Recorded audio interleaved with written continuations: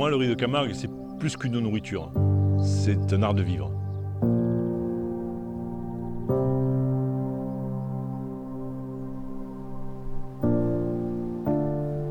Pour moi, si j'avais un mot pour définir le riz, ce serait l'harmonie.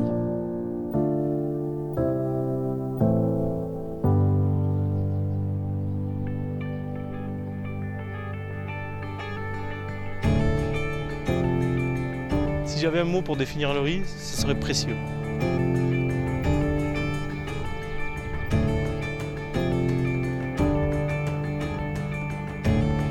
Pour moi, le riz, c'est un liant, une matière à transformer.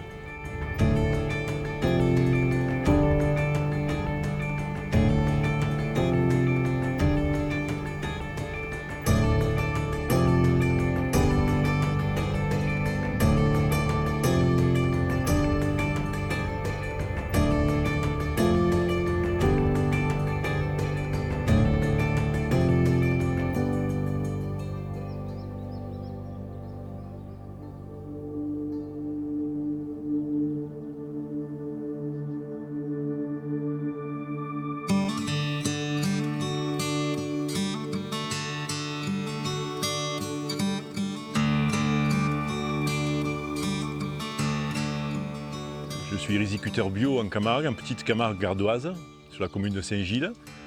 Ça fait une quinzaine d'années qu'on est installé sur cette exploitation, que nous avons achetée et convertie à l'agriculture biologique tout de suite, car j'avais espoir de pouvoir arriver à trouver un itinéraire technique qui nous permettrait vraiment, dans la filière riz, de s'émanciper de la chimie. Même les écartements sont bien là. Hein. Ouais. Parce que le bio, en fait, c'est que de l'agronomie pure. L'agriculteur est sans filet, il travaille uniquement avec son savoir-faire et le vivant. Il compose avec le vivant. Et ça, c'est un défi absolument extraordinaire, parce qu'on se rend compte que l'homme est à sa place vraiment comme ça, à gérer le vivant. Donc, arriver à conjuguer son métier, la technique et le respect de tout ce qui nous entoure autour de nous, ça, c'est vraiment génial, quoi. Quelque part, c'est génial. Alors le coup des canards dans les rizières, ça c'est vraiment une histoire assez incroyable. Mon fils aîné, qui est tailleur de pierre, déplace régulièrement une exposition sur les trésors enfouis d'Égypte. Il fait le tour du monde. Et au cours de mon voyage au Japon, il a vu par la fenêtre du train que dans les rizières, il y avait des canards. Il s'est renseigné et on lui a dit « Mais non, il y a des mecs qui utilisent des canards pour désherber les rizières. » Il rentre. Il m'a dit « Papa, j'ai fait un truc de fada. Les Japonais mettent des canards dans les rizières, fais-le. » Alors je suis allé voir des agriculteurs éleveurs de canards. Mais ils ont été super cool parce qu'ils m'ont vraiment bien aiguillé et ils m'ont conseillé la race de canard mulard, qui en plus a le gros intérêt d'avoir des qualités bouchères indéniables, quoi. Donc l'aventure est commencée comme ça en 2011. Et ça n'a cessé que d'évoluer dans le bon sens.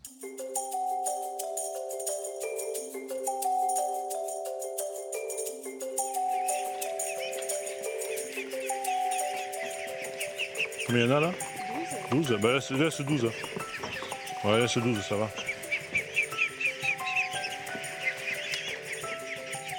Allez. C'est la farandole de Tarascon. C'est la farandole de Tarascon, ouais.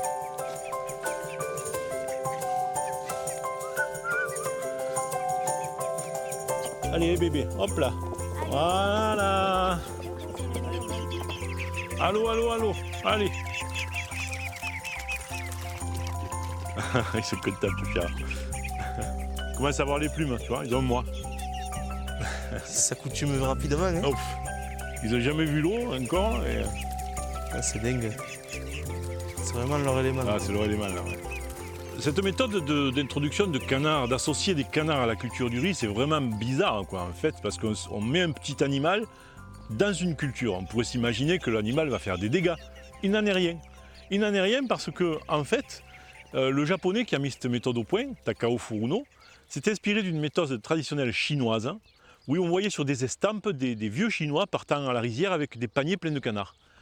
Donc il a réfléchi à la question et il a fait des expériences et il s'est rendu compte que le canard ne mangeait pas la plante de riz parce qu'il ne l'aime pas. Le canard, ça a le bec fin, ça bouffe pas n'importe quoi. Par contre, dans la rizière, il y a plein de cochonneries qui poussent, qui sont pour nous des cochonneries, dont une herbe qui s'appelle en anglais duck salad. Oh, duck salad, ça tombe super bien pour un canard, quoi, hein, qui s'appelle pour nous Eterantera, et qui est une herbe vraiment ignoble, qui sent mauvais comme tout, mais le canard adore ça. Donc le canard se promène au milieu de la rizière et il cherche partout ce qui l'intéresse. Et en même temps, il va stimuler le système racinaire du riz parce qu'il fouille le sol, il oxygène la plante, le système racinaire de la plante qui est un milieu inondé, et ça a un effet, je ne sais pas, ça n'a jamais été quantifié, mais je suis sûr qu'il y a un échange d'éléments nutritionnels que la plante va chercher parce que la terre est brassée par l'action des canards, par les pattes et le bec.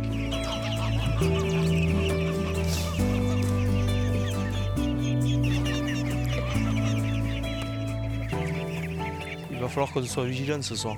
Ouais, ce soir, il faudra faire attention parce que comme on vient juste de les lâcher, mais normalement, on va installer France Culture parce que c'est vrai que l'année dernière, qu'on a démarré cette opération de mettre une radio la nuit, là où les canards viennent dormir, ça fait fuir le prédateur. Et les canards viennent à France Culture parce que comme on les a éduqués au bâtiment à avoir France Culture la nuit, ils vont se rassembler vers ceux qu'ils connaissent, quoi, en fait, depuis à tout savoir petit. la radio, quoi. Et donc là, on va avoir un double effet dissuasif pour le renard et attractif pour les canards, quoi. Bon, nous avons, mon épouse et moi-même, Catherine, nous avons 3 enfants. Et on a essayé de travailler ensemble, mais c'était pas facile parce que chaque enfant a, comme on dit souvent, hein, les parents ont des projets, les enfants ont des destins. Moi, mes fils ont voulu avoir aussi des projets. Donc on a essayé de travailler avec un de nos fils, ça n'a pas fonctionné. Et donc je me suis... En fait, la vie est bien faite. J'ai rencontré un jeune homme qui est un ami de mon fils cadet, Mathieu, et qui a eu la bonne idée d'arrêter de vendre des machines à laver pour devenir agriculteur. Mais il n'avait aucune expérience, aucune terre, pas du tout issue du milieu agricole. Donc je l'ai pris un peu sous mon aile, ce Mathieu, et je l'ai accompagné dans son projet d'installation. Alors mon parcours professionnel, il a démarré par la vente. J'ai fait un cursus scolaire, un BEP vente puis un bac pro commerce qui m'a dirigé dans le commerce de TVI électroménager pendant 7 ans. Et pendant ces 7 ans, j'ai beaucoup gambergé à ce que je souhaitais faire vraiment dans ma vie, donner un sens au travail que j'effectue tous les jours. Et en 2013, j'ai décidé de quitter mon ancien travail pour reprendre une formation diplômante et de faire ce que j'aime et ce que je voulais depuis toujours, c'est-à-dire devenir agriculteur.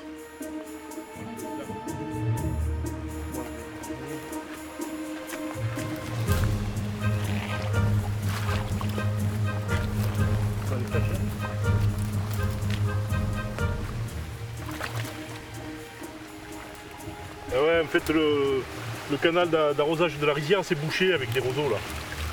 Il y a un pont qui traverse là, et ça s'est bouché. Alors, ce matin, j'ai envoyé l'eau à la rizière, tu vois, quand tu étais à la montagne, et tout allait impeccable. J'ai nettoyé le pourtour qui était sale là-bas. J'ai pas fait gaffe qu'il y avait un bouchon aussi. Bernard m'a transmis cette passion de par son savoir et sa technique. C'est un grand technicien agronome et j'apprends tous les jours avec lui. Je vais me faire aspirer. Toi, tu vas aspirer, ouais. Toi, tu passeras pas le dur, par contre. Autant, moi, je pourrais peut-être passer, mais toi...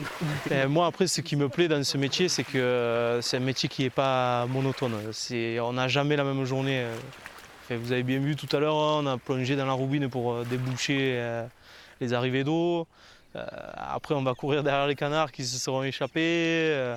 Après, il y a la partie agronomique qui est passionnante parce que ce n'est pas une science exacte. On fait en fonction des éléments, on travaille avec le vivant, donc il n'y a rien d'écrit à l'avance. La première année qu'on a emballé du riz, on a emballé 500 kilos. On s'est dit, soyons prudents, si on ne le vend pas, on aura toujours du riz à manger pendant 10 ans. Voilà. Mais on l'a vendu, ça a pris 5 minutes. Et puis les chefs de la région ont entendu parler de cette histoire. Un matin, c'était l'hiver là, je me rappelle, il y a bientôt une dizaine d'années déjà. Je vois se pointer à la maison Armand Arnal. Bonjour monsieur, j'ai entendu parler de votre histoire de canard, là, j'aimerais voir ça. Oui, venez, moi je le connaissais de réputation, sans plus, quoi. Je n'avais même pas démarché Armand. il se pointe, il arrive là, c'était l'hiver, la rizière était inondée, les canards étaient dans la rizière. Il me dit ça, je le veux. Voilà. Pas plus.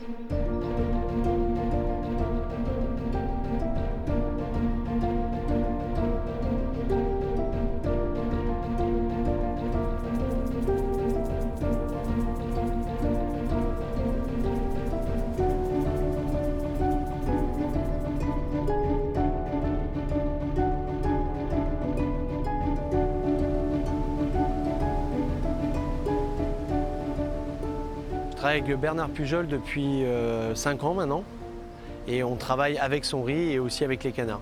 Alors ce qui me plaît dans la démarche de Bernard, c'est ce retour à la nature, cette envie de travailler avec du sens écologique, de respect de l'environnement, le travail avec les canards qu'il fait avec énormément de respect et cette passion qu'il a de la Camargue.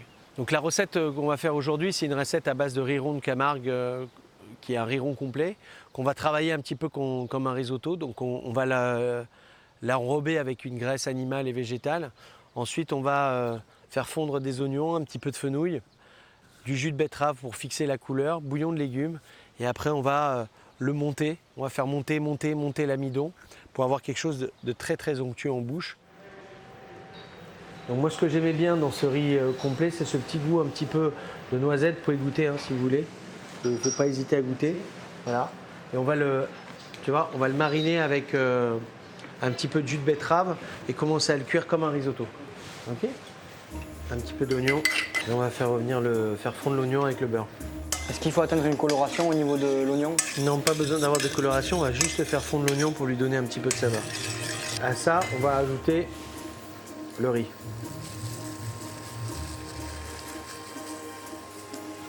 Ok ? Là, on va faire cette technique d'enrober le riz dans le gras. D'accord ? Parce que le riz, comme ça, bien enrobé, va éviter d'être coagulé ensemble avec l'amidon.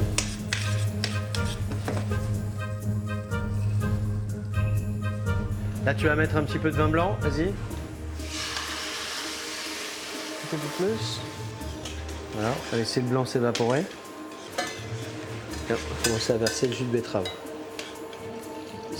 Le jus de betterave, c'est avec l'extraction ou... Voilà, jus de betterave avec juste l'extraction, exactement. Et là, tu vas essayer, jeune homme, de pas trop mélanger ton riz comme ça, mais plutôt, tu vois, d'aller chercher à le faire monter avec l'amidon, constamment, tu vois. Ce qui est extraordinaire dans cette céréale, c'est l'amidon. Et l'amidon est vraiment un exhausteur de goût. Donc quand on le travaille sur le végétal, on a vraiment une explosion de saveurs sur des légumes verts, sur des légumes racines, mais également par exemple sur des betteraves. Ce côté très terreux et en même temps très sucré de la betterave est soutenu par le riz et vraiment donne des goûts et des arômes qu'on n'a pas l'habitude d'avoir en goûtant simplement une betterave avec tel ou tel produit. Je rajoute un petit peu de vinaigre de vin. Ça, c'est un vinaigre de vin qu'on a fait maison, qui va donner une belle acidité, si tu veux. Voilà, au moment de servir. Et on va mettre quelques morceaux de grosses betteraves dedans. Et là, on va mettre de la shoga, de la jaune et de la rouge, un peu en gros morceaux pour que les gens retrouvent au dernier moment un petit peu ces morceaux dedans, tu vois. D'accord. Donc là, on va procéder au dressage. Pour la deuxième recette, j'avais envie de faire plaisir à Bernard parce que je savais que j'allais le voir aujourd'hui. Donc j'ai utilisé les cuisses de ces fameux canards des rizières que j'ai mis à confire. Je les ai après légèrement effilochés, j'ai récupéré le gras. Et avec ce gras, j'ai refait sauter un riz rouge de Camargue qui était déjà cuit, dans lequel j'ai mis des légumes de saison, des carottes, des courgettes, un petit peu de cébette, quelques fleurs de courgettes et du basilic. Et tout ça, on l'a un petit peu chatouillé avec de l'ail, de la citronnelle, gingembre. Un petit peu comme on ferait un riz un petit peu croustillant comme ça. Là, on va lui mettre bien à plat. Dessus, on va commencer à déposer les légumes.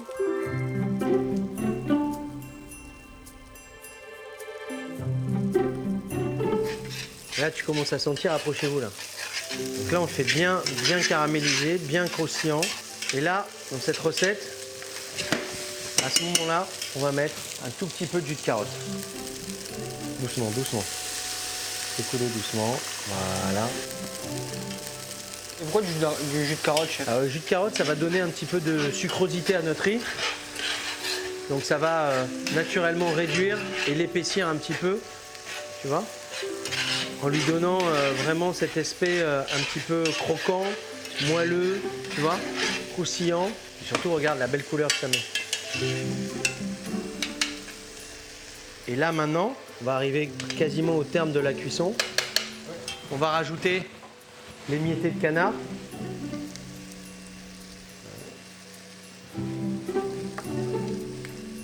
Et au dernier moment, comme pour un assaisonnement, voilà, on va mettre un tout petit peu de jus de canard à la fin. Le jus qu'on a fait avec les carcasses, hein, bien sûr. Oui. Voilà, c'est prêt. Une fois qu'on a arrêté la cuisson, on met notre basilic, notre arroge dessus comme ça, tu vois. On tourne juste pour que ça parte un petit peu en infusion. On va parfumer ça d'un petit peu de sésame blanc et noir pour donner un petit peu de goût. Et là, on a un riz qui est absolument magnifique. Vous comprenez ? C'est super bon. Voilà. Pour moi, le riz, ça représente toute la base alimentaire de la chassagnette, puisqu'on le retrouve dans le pain, on le retrouve dans les pâtisseries, dans les cookies, dans absolument tout ce qu'on fait au quotidien, puisqu'on a pris le parti d'utiliser cette céréale comme la céréale centrale de notre restaurant. Henri de Camargue, Bonjour Romain.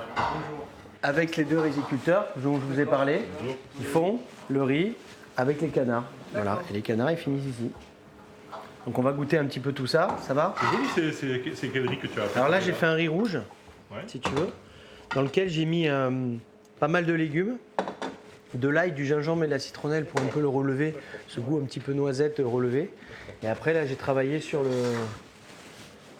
un riz complet, en mode risotto, comme ça, D'accord. avec de la betterave, un petit peu de fenouil, du jus de betterave, avec quelques feuilles de moutarde sur le dessus. Et on peut agrémenter, si tu veux, pour avoir du contraste. On a fait un riz soufflé, Ah, il est joli. frit comme ça. Mais c'est marrant, nous qui sommes les pieds dans la terre et dans la rizière, là, on ne se rend pas trop compte parce que pour nous, le riz, c'est la plante et puis jusqu'à la récolte, quoi. Bah ouais. Et après, quand ça arrive dans tes mains, ça devient autre chose. Ça, c'est sympa. Mais d'où tu sors toutes ces idées comme ça? Ça te vient comme ça la nuit? Non, mais après, il y a des influences en voyageant et puis il y a surtout ce que la nature te donne. Tu sais, moi, quand je me promène dans le jardin, mon menu, il commence à se construire en mettant des choses à la bouche, quoi. En passant comme ça, là, les idées arrivent. Hein. Bien sûr, c'est la mémoire du goût.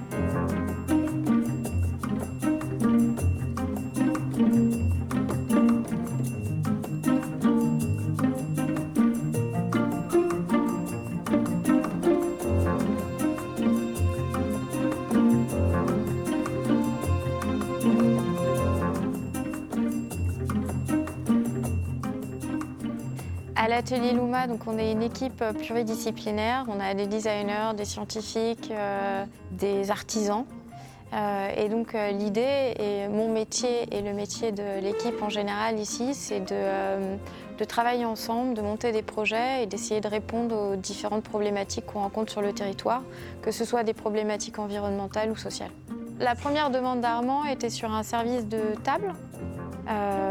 Donc on a décidé de travailler un peu sur les algues et le riz principalement, donc qui a donné lieu à cette collaboration sur les transformations, sur les assiettes et le service. Salut. Salut Armand. Ça va? Alors c'est tout ce qu'on a fait pour les banquets, c'est ça? Oui, je voulais te montrer du coup les dernières recherches. Là tu as canne de Provence également, donc on a travaillé à la fois sur les petits ustensiles qu'on avait imaginés ensemble. Et le noir, c'est quoi? Alors le noir, ça va être en fait normalement un latex fait à base de gouailloule, qui est une autre plante invasive du territoire. D'accord. Donc tu vois, pour nous, ça c'est super, hein. Ça nous fait un plateau de service quasiment. Et puis on pourrait imaginer, comme ça, pouvoir positionner des cuillères et avoir des dégustations à l'intérieur, tu vois. On a aussi travaillé avec le tournesol. Donc là, tu peux avoir une matière en fait qui est la moelle de tournesol, donc l'intérieur de la tige, qui aujourd'hui reste au champ. D'accord, oh, super.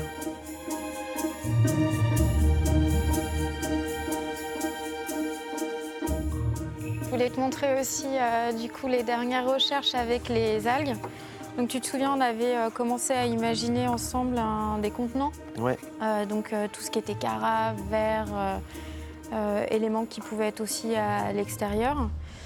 Donc là, on a fait toute une recherche sur les différentes espèces d'algues issues du territoire pour créer un biopolymère, donc une sorte de plastique, qui en fait, toute la couleur et la matière vient des algues. Les algues du territoire. Non, il n'y a pas d'autres pigments que les pigments d'algues. C'est fantastique, je trouve que la nature reste toujours présente, quoi. Bon, on va voir ce que Thomas nous a préparé. Oui, super. Allez.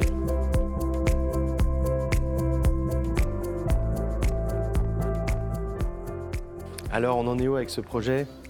Écoute, on a pas mal avancé. Thomas a fait plusieurs recherches. On a utilisé aussi la gomme que tu nous avais La gomme de goire ? voilà, Alors, ça marche bien. proposée. Ça marche plutôt bien, finalement, ouais. ça marche plutôt bien. Thomas, si tu peux nous montrer un petit peu comment... Et tu vois, là, on arrive à des trucs un peu... des objets un peu Ouais. plus Là, ça se tient concrets. bien. Là, tu as la gomme de goire. Là, il y a de la gomme de goire, T'as mis on a quoi de en la pourcentage ? transparence. Là, pour 200 grammes de riz, j'ai 2 cuillères de gomme de goire. Ouais, c'est bien. Bah, c'est une gomme qui est qui sort d'un haricot, Ouais. de l'haricot de goire. Et du coup, c'est utilisé dans les pains sans gluten pour agglomérer. Et vu que le gluten crée l'élasticité, là, c'est la gomme de goire, un peu comme l'agar-agar, mais qui sort d'un haricot. Du coup, si on la mange, ça reste une galette sans gluten. Ouais, Ouais. exactement. On fait un essai ? Ouais.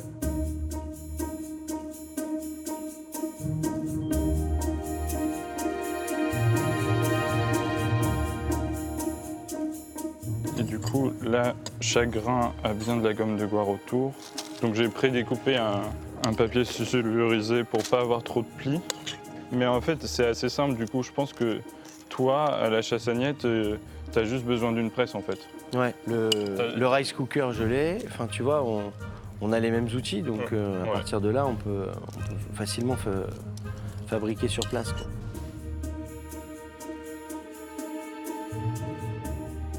Donc ça, c'est les presses que tu fabriques ici, hein. Voilà, c'est les moules qu'on a fabriqués pour un autre projet. Et en fait, on les utilise aussi pour ce projet-là, ce qui fonctionne plutôt bien. On va se déplacer.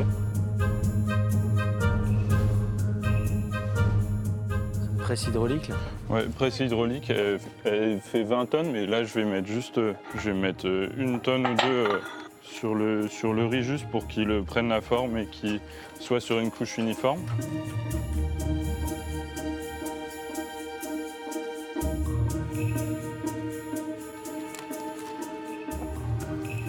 Des moulages. Ce qu'on pourrait essayer de faire, c'est de la frire, tu vois, Ouais. celle-là. En fait, tu vois, ce qui va être génial avec ce travail, c'est qu'on va dépasser la frontière de l'assiette, du contenant et du contenu, quoi. Tu vois, on va presque pouvoir présenter sur la table une assiette de riz dans laquelle on pourrait intégrer des éléments et faire qu'une fois qu'on a tout mangé, on a mangé l'assiette aussi. Ouais, Première assiette à manger. ouais, c'est super bon. Il n'y a rien besoin d'autre. Hein. Bah non. C'est vrai qu'à un moment donné, de se croiser comme ça et de pouvoir apporter nos savoirs et les mélanger, c'est hyper intéressant. On a les mêmes interlocuteurs, on a les mêmes machines, on utilise en fait la même matière première. Donc c'est vrai qu'à un moment, on s'est dit qu'il y avait forcément des choses à mettre en place. Oui, puis surtout, c'est dans le projet Global Luma, et ça, c'est vraiment intéressant de pouvoir mélanger les différentes matières et les différentes techniques, quoi.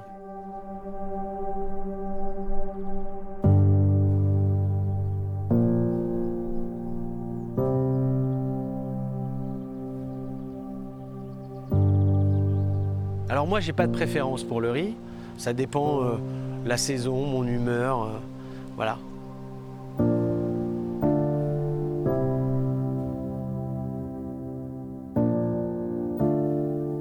Pour moi, les personnes qui en parlent le mieux, sans hésitation, sont les riziculteurs.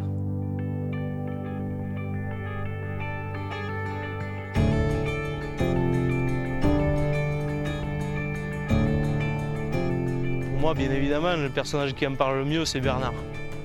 Voilà, il le vit du plus profond de ses entrailles. C'est un passionné.